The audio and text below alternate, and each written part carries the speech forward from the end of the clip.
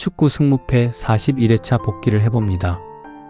K리그는 정말 예측이 불가능한 리그가 맞긴 하네요. 스포츠라는 것이 인생과 같아서 완벽한 데이터나 상황에서도 늘 그렇게 예측은 빗나갑니다. 승무패 복귀를 하면서 인생과 철학으로 넘어가는 것 같지만 우리가 아는 모든 사회 현상의 결과는 예측이 불가능하다는 것은 똑같습니다. 바둑이든 축구든 주식이든 인생이든 그렇기에 통계라는 것을 이용하지만 주역도 통계의 결과이며 관상도 사주도 결국 예측이라는 것은 통계에 기반하는 것이라고 봅니다. 따라서 결과는 예측할 수 없기에 과정에 집중할 수밖에 없는 것이라 봅니다. 1번 포항과 전북의 경기는 해외 배당률은 전북이 2.42, 포항이 3.1이었고 투표율은 전북이 38%, 무승부가 37% 정도였습니다만 결과는 전북의 2대0의 승리였습니다. 투표율과 해외 배당이 정배당으로 들어온 결과입니다만 포항이 상대전적으로 전북과 대등했던 지표와 잔디 보수로 인해서 한동안 홈에서 경기를 못한 포항의 모처럼의 홈경기라는 이유로 무승부가 상대적으로 기대값이 높았으며 전북의 직전 대전과의 경기 등으로 전북이 분명 우세한 전력임에도 무승부가 다소 기대치가 높았습니다.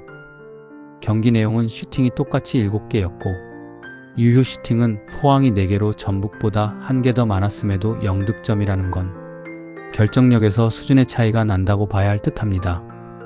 코너킥도 7개인 포항에 반해 전북은 1개의 코너킥만 있었음에도 전북은 2점을 성공했다는 것에서 보면 확실히 포항의 경기력은 골게터의 부재가 확연히 드러난다고 봐야 하겠습니다. 포항의 홈이점에 높은 점수를 주면 안 된다는 점과 전북의 선수들 골 결정력은 분명 우세한 점을 추후 경기에서는 인정해야 하겠다는 것이며 저는 개인적으로 지난 대전전에서 이승우의 PK 실축의 영향이 이번 포항전에서 부정적인 영향을 끼칠 것이라 판단해서 무승부를 갔는데 결과적으로는 판단 미스였습니다. 이번은 김천과 대전의 경기였고 대전이 김천보다 분명 득실점 좋았고 김천은 홈에서 승이 없었던 이유로 다소 김천을 선택하기 어려웠던 경기 맞았으며 대체로 무승부 또는 대전 승으로 보았던 경기였으나 결과는 김천의 32승리였습니다. 객관적 지표만으로는 이 경기 승을 픽하기에는 어려운 경기였던 거 인정합니다. 단지 김천이 이길 수 있겠다고 본 한 가지 이유는 대전에 풀리지 않는 경기력과 불안한 수비력을 바탕으로 한 대전의 조급함이 오히려 김천에게 당할 수도 있겠다고 생각한 상상 정도였는데 이게 상상이 현실이 된 결과입니다. 이 경기 역시 무승부가 가장 우력해 보였던 것은 제주와 부천에게 두 팀 다 무승부를 기록했었던 것도 그렇지만 두 팀 다 무와 패를 반복했기에 어느 쪽으로 기울지 않을 것이라 보았으나 전반을 대전이 먼저 선제골을 가져간 이후에 2점을 내주고 후반 끝자락에 22동점을 만들었을 때까지는 정확히 분석이 맞았다 보았으나 후반 추시 4분에 역전골을 허용당한 대전이었습니다. 이건 그냥 분석이 의미가 없는 운의 결과라 봅니다. 대전이 다음 경기 결과는 홈에서 승이라고 보고 있었는데 이 경기 결과로 분위기가 더 추락하지는 않을지 모르겠습니다. 다음 대전 경기는 광주와의 홈 경기인데 광주는 주중 컵대회 일정이 있는 만큼 컵대회의 선발과 경기 내용을 보고 대전의 홈 경기를 예측해야 할 듯합니다. 3번 부산과 수원 삼성의 경기는 참 할 말이 없습니다. 부산이 최소 질 것이라는 보지 않았으나 해외 배당은 수원이 2.46으로 미세하게 정배였고 리그 순위로 보나 홈 경기 결과로 보나 무승부 내지 승으로 보았던 경기였는데 정배당이 들어와준 경기로 포항과 전북처럼 투표율은 승무 쪽으로 가 있었던 경기였고 아마도 거의 승무 복식이면 틀리진 않겠지라고 했으나 결과적으로는 부산의 패배였고 리그 1위 결정전이라고 하면서 매진이 되었다는 등에서 홈팀의 야구세를 생각했으나 결과는 41로 부산의 패배였습니다. 전반 추가 시간에 무승부골 먹히고 나서 부산 라커룸에서 무슨 일이 있었는지는 모르지만 후반에 내리 3골을 먹히는 부산을 어떻게 복귀를 해야 할지 답이 없네요. 해외 배당에서 미세한 2점대 정배당은 배당을 믿어야 할지 다시 통계를 찾아봐야 할 듯합니다. 이 경기는 분석도 분석이지만 심리적인 부분으로 부산 사이드로 갔던 만큼 해외 배당의 근거를 무시했던 결과 4번 대구와 수원FC의 경기도 대구 홈이라는 것과 직전 경기 수원의 경기로 인해서 대구에게 좀 더 후한 점수를 준 것이었고, 배당도 대구가 2.08로 수원FC의 3점대 배당을 보았을 때도 그렇고 무승부는 감안했으나 이 경기도 패로 나온 것은 예측이 어려웠고, 투표율 51%의 홈팀 승리에서 패배가 나온 이변 경기였습니다. 세징야는 부상에서 복귀했는지 알았으나 나오질 않았는데 이게 문제였습니다. 대구팀은 세징야가 있고 업고가 경기력에 많은 영향을 미치는 팀이고 특히 에드가도 빠진 상태라서 이 부분을 예측하지 못했습니다. 만약 세징야와 에드가 둘 다 부상이었다면 이 경기 대구 사이드로 보진 않았을 텐데요. 부산에서 승무로 망하고 대구에서 승무로 망하다 보니 첫날부터 그냥 포기해버린 회차였습니다. 5번 전남과 경남은 무승부 단식으로 보긴 했으나 처음에는 전남으로 보였던 경기였고, 전남의 감독 교체 이후 살아나는 분위기 속에서 홈승이지 않을까 했으나 시간이 지날수록 경남의 분위기 역시 득점력이나 실점 부분에서의 경기 내용들을 감안했을 때 무승부가 가장 합리적이라 선택했고, 맞았던 경기 투표율 역시 무승부가 37%로 가장 높았고, 해외 배당은 전남이 2.52, 경남이 2.65로 야구세였으나 수원전처럼 야구세, 고배당에 정배당이 들어오진 않았고 무승부로 결과가 나온 경기였네요. 6번 화성과 아산의 경기는 다소 무승부가 의심스럽긴 했으나 마킹수의 부족으로 그냥 단식승으로 갔던 경기였고, 지난 원정에서 화성이 무승부나 패배할 것으로 보았으나 화성이 원정에서 승리를 한 것이 우연은 아니라고 판단했습니다. 차두리 감독의 역량이 생각보다 우습게 볼 건 아니라는 것을 인정합니다.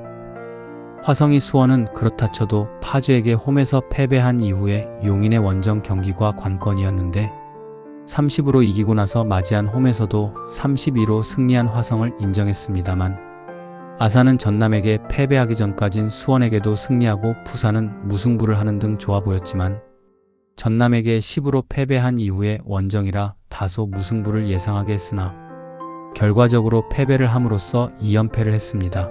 다음 경기가 FA컵 시흥시민구단과의 경기 이후에 성남과의 홈팀이 있는데 컵에서 선수를 어떻게 꾸릴지가 관건이며 성남은 김해와 FA컵 경기가 예정되어 있는 만큼 FA컵의 내용이 다음 아산과 성남의 경기를 예측해 볼 수 있을 듯 합니다. 7번 뉴욕 레드불이랑 살럿의 경기 투표율 인하 배당은 홈팀 승이었으나 저는 이 경기 패배로 보았던 이유가 MLS의 특성도 특성이지만 두 팀의 득실점 구간과 순위, 그리고 최근 경기 흐름을 보고 나서 홈팀 패배로 보았고 운 좋게 들어와준 경기였습니다.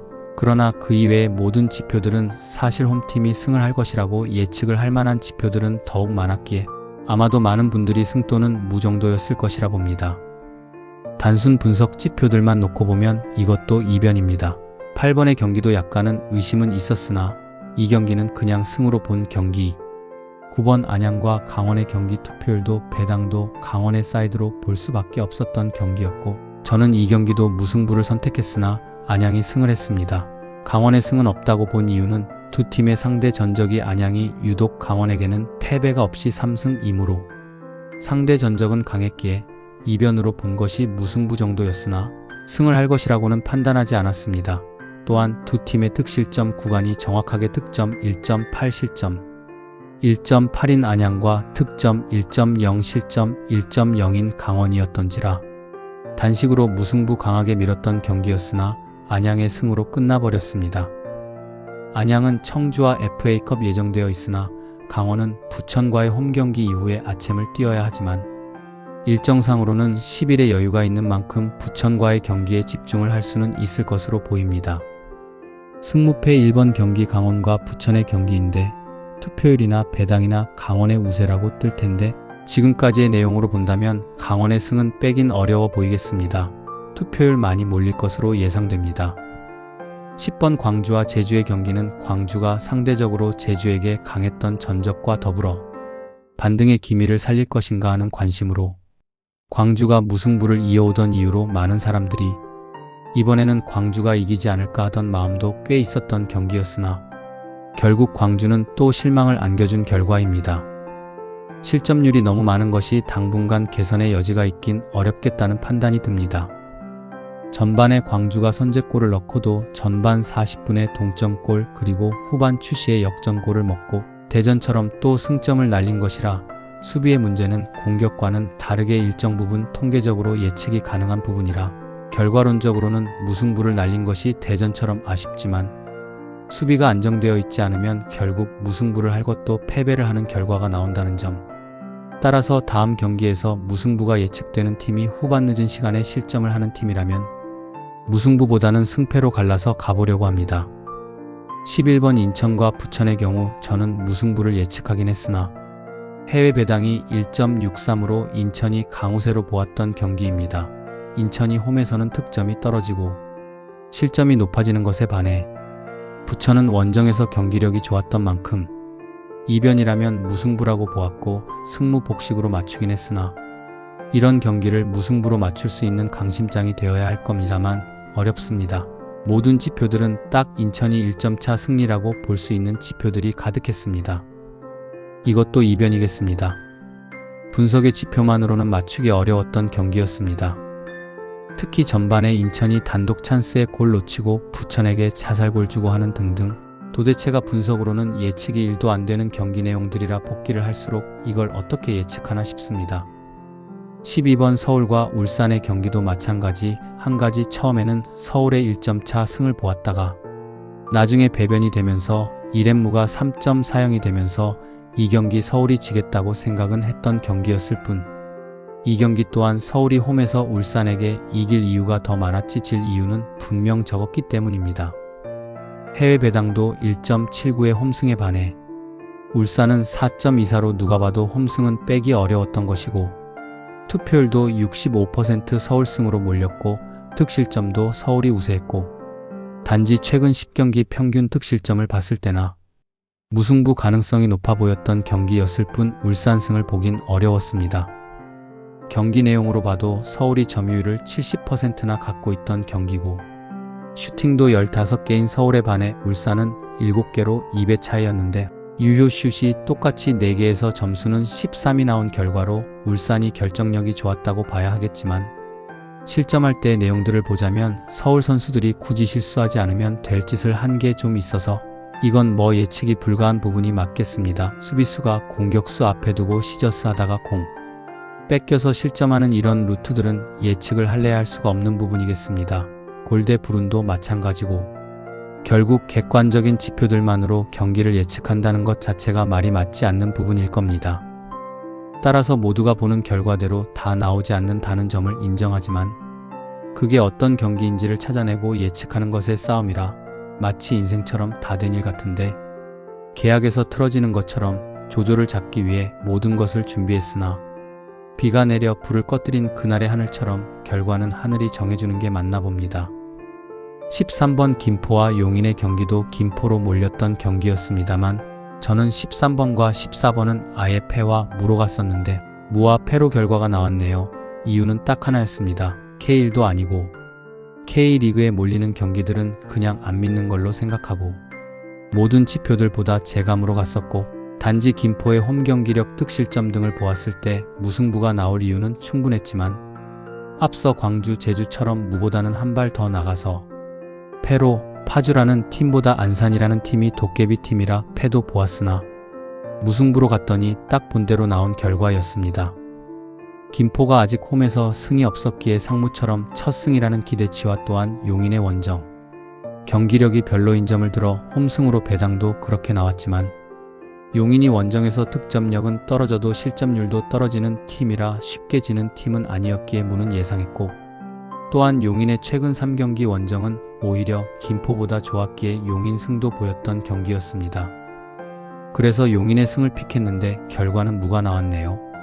14번 파주와 안산의 경기는 딱 무승부가 보였던 경기였던 건 두 팀의 홈과 원정의 득실점이 8점에 11실점이고 안산은 7점 12실점으로 득점보가 실점이 높다는 점과 더불어 두 팀의 맞대결이 1승 1패인데 원정에서 두 팀 다 승리를 했기 때문에 홈팀의 승은 없다고 생각하고 무냐 패냐를 고민했던 경기였고 특히 파주는 이 경기 무득점의 팀이고 안산은 경남에게 5, 패배를 하고 맞이한 원정 경기라서 분명 대패를 하고 나면 선수들이 각성을 하긴 할 것이라고 보았으나 파주의 실점이 수원과 0으로 무승부를 했고 화성과는 21로 승리를 했던 터라 분위기 자체는 나쁘지 않을 것이라 무승부가 가장 현실적이라 보았으나 결과는 안산의 승리였습니다. 파주가 FA컵 부천과 경기 후에 전남의 홈에서 경기를 가질 텐데 전남의 승리가 그래도 높은 확률이 아닐까 생각해 봅니다. 이렇게 복귀를 해보면서 이번 회차는 전혀 아쉽지 않은 것은 복귀 결과가 전혀 예상하지 못했던 결과들이라서 완패라고 인정할 수밖에 없었습니다. 잘 정리해서 다음 회차 2월 4회차의 승무패에 도전을 시작해야겠습니다. 건승들 하세요.